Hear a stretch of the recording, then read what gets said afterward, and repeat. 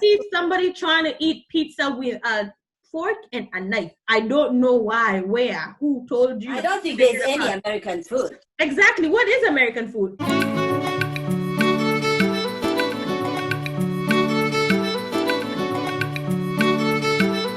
What's up, everybody? We are back. We are the More Afro Mamas. Hey, if you're joining us for the first time, we are glad to have you here. If you haven't subscribed, please make sure you hit that red button. Come on, show some love. Yes. Today, we have another interesting topic. Some of the things we did not know or you don't know about food here in America. B, you are a foodie. You love to cook. You love tasting that food. Come on, tell us about that. Love to eat. I love to experiment. And I always say I show my love the best through my food. Food is healing. Food is everything. Food is everything. If I've made a meal for you, I love you, my people. Yeah. So the first thing, the number one thing I don't think they tell you about food in America, for me, is the cost. And I mean, of course, people assume the cost of food because I mean, una deal in dollars versus dealing in shillings. But what I mean is just the difference in the cost of food. For example, it was really shocking for me to learn that what we consider not so healthy food, a burger at McDonald's, Burger King, wherever you might go, you know, some chicken at KFC, is cheaper, you know, to get than to go buy a pack of meat and go cook it at home. Right? And a lot of those times, especially in a society like this, everybody's working many hours, working crazy hours. What's the easiest thing to do? I might as well go to McDonald's. And if for my same meal that was gonna be $7, for an extra 50 cents, I can supersize it, then why not? You know, that was just crazy to me because I felt like at home it was cheaper to buy sukuma on the street and whatever.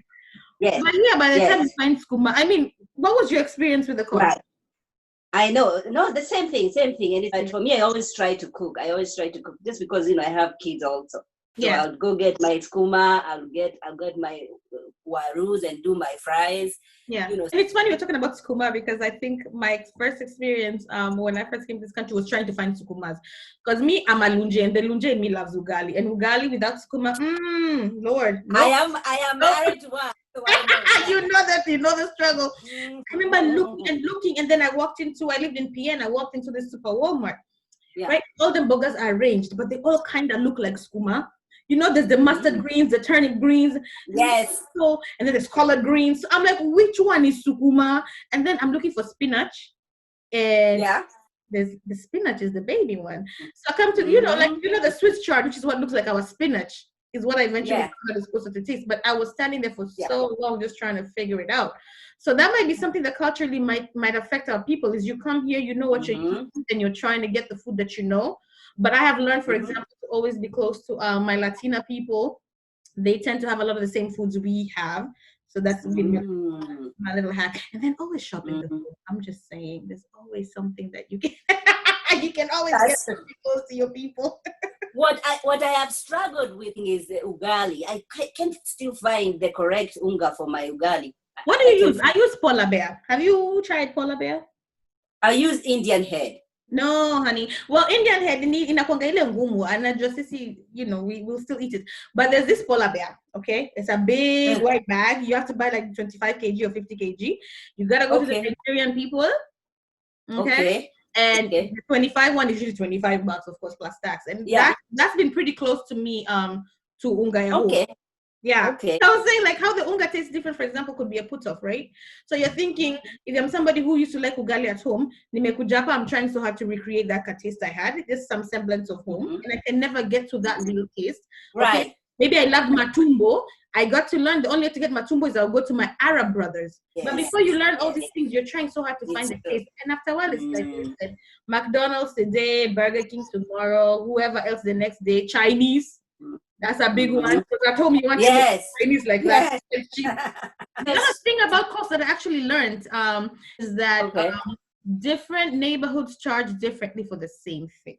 I mean, you gather, I mean, hata nyumbani unajua ukinunua food hapa na hapa, but the difference is not that big. If you buy skumas in Kilelesha from Mama Mboga and you buy skumas in wherever else from Mama Mboga, I know the difference is so significant that you would feel it.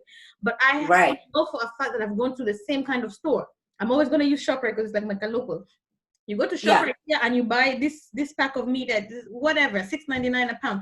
If you go into Newark, which is considered the ghetto, Mm-hmm. and you're trying Mm-hmm. to buy the same meat, they upcharge you, which is so unfair, because you would think, if we're really saying this is where our brothers and sisters who don't have as much money Right. are, right? Our brothers and sisters who, I mean, typically, and I'm not saying all of Newark, so I'm not trying to offend anybody. I'm just giving this an example of what's closest to me as a place that they consider the hood. And I think that is just so unfair. It's so I understand unfair. what you're saying, because even at school, now they're trying to make changes. Now I'm wondering, what changes are you making? Because normally they'll have a fruit, milk, and the meal itself. So what other changes are you trying to make? That's a healthy meal. Yeah. But what are you trying to do? But the kids from low-income families, those are the people who are going to suffer. Our number 2 thing, what you see is not always what you get. I remember when I first came, I used to sit in my dorm room and look at those commercials on TV. I'm like, that burger looks so good. Those hot dogs look so good. Siji, what? Aye, sister, please. I should have just stuck to my Kenyan roots, because for me personally, I mean, a lot of people, I stopped eating bread when I first came, because bread just didn't taste like anything to me at all. The eggs taste different. Potatoes, like, you think these plain things all taste the same. They would be so different. I couldn't eat them anymore. How about you? Nothing tastes the same. Nothing tastes. Do you know how much I miss mutura? Ooh, girl. Nothing tastes the My same. language. Even chapati, even when I make my chapos, they don't taste the same. Yeah. You know what I mean? And you look at it and it's the same ingredients, and you're like, it should be fine. But it's like, no. I forget where I was, and I heard somebody say, is this pork or chicken? And I'm like, how can't you know the difference between pork and chicken? Like, to me, those are so far apart, because I took chemshatu, just plain boiled pork and plain boiled the smell. Chicken. You're gonna know the smell, the taste. Girl, goats. Over here, you don't even know if you're eating goat or beef. Like, I have to be like, even when I go to the Jamaicans, they put the curry and it's curry goat. But you know how at home, goat is goat. It's a distinct taste. So that's one thing I don't think people realize. We see the commercial, they know how to dress up food, honey. When I watch Food Network, those are my 2 favorite shows. The food is dressed so well. But I realize that's why everything is in sauce. It's in syrup. It's in sugar. It's with cheese. How do you feel? What was your first taste of American sugar? Food? I was surprised when they're putting sugar in the veggies. You're making greens and you want to put sugar so that the kids can eat. They say that. They say, we put sugar so that, it's going to be tasty. Oh my God. And that's the other reason why I insist on cooking for my family every single day. I don't care how tired I am. But have a home cooked meal, even if it's, whatever, we'll cook little, eat small. Just because all these things, they have already a pre-made with so much sugar, you don't realize you're intaking. It become very addictive, because I've seen with my kids, like if I buy them food out and then I cook the next day, nobody will finish a plate. You know what I mean? Yeah. Because it is quick to get addicted to it. It's a very American thing, though, because I've gone to Canada to visit my sister, and I've had the same, like, orange soda Fanta, and it tastes very different across, right at the border, like right across the border. It tastes completely. Really? Oh, yes.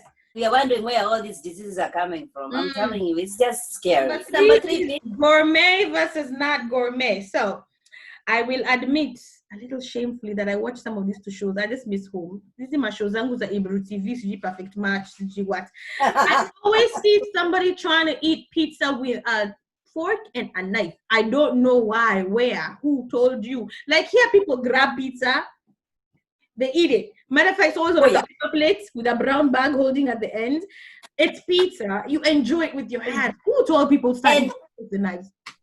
And it tastes so good when you do it. And when you're walking on the street, you're eating. It tastes so good.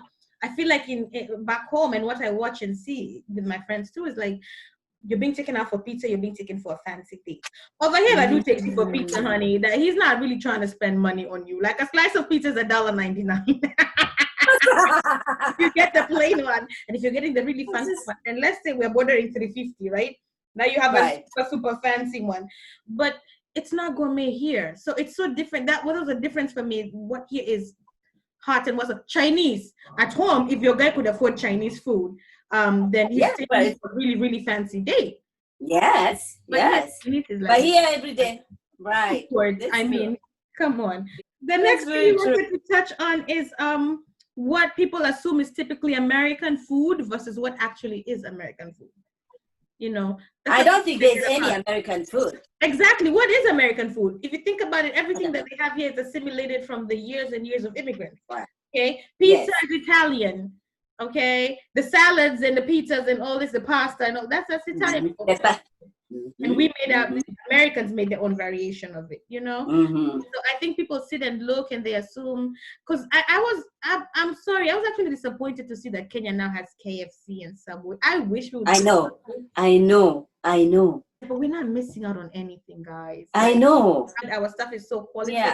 When I cook for my American friends, our food from home, they can't get enough of it. They cannot get enough. I know. We're doing really good, guys. So stick to our roots. Oh yeah, maybe to our last point, number 5, because we just came from Memorial, you can talk about holidays, different holidays, what is that is expected for you to. We just did. My neighbors are doing a barbecue, right? At home, I feel like no matter what celebration we had, Christmas, Easter, for the same foods, right? If you could afford it, mchele, chapo, pilau, you know, plain mchele or pilau, and then that's when people have soda. There's bread, right? You know, over here it's like there's a meal, and it's so food centered. There's a meal that's specific to event that's happening. So like you said, Memorial Day, burgers, hot dogs. If you go to the supermarket, you want to go and find the burger and hot dog. And corn. And corn. Oh, mind your home. And then I know. But if you're gonna be here, say for example, for Thanksgiving, you have to have a turkey or some version of turkey. If you're a vegetarian, there's a tofu turkey, like it's turkey based. Right? If you're gonna have Christmas, then you're gonna have a ham or a leg of lamb. Christmas, Easter. So food is very, very like holidays are very food driven. Now I have kids. Every time there's a birthday party, they want pizza. Of course. Pizza. And if you don't have pizza, then it's not. I remember our birthdays were mostly for the adults. Me, I want to go back to Kenya for that reason. You'd have the cake for the kids. There'd be the same round of foods, right? Mahali and all these things. But I mean, who had pizza? At least in my time, who had pizza growing up? It's so interesting to learn the differences. It's so interesting how much you come out here, or people at home are looking here and thinking, wow, they have it good. And me, I'm sitting here thinking, yo, when's the next time my mom can bring me dried kude from home? You know?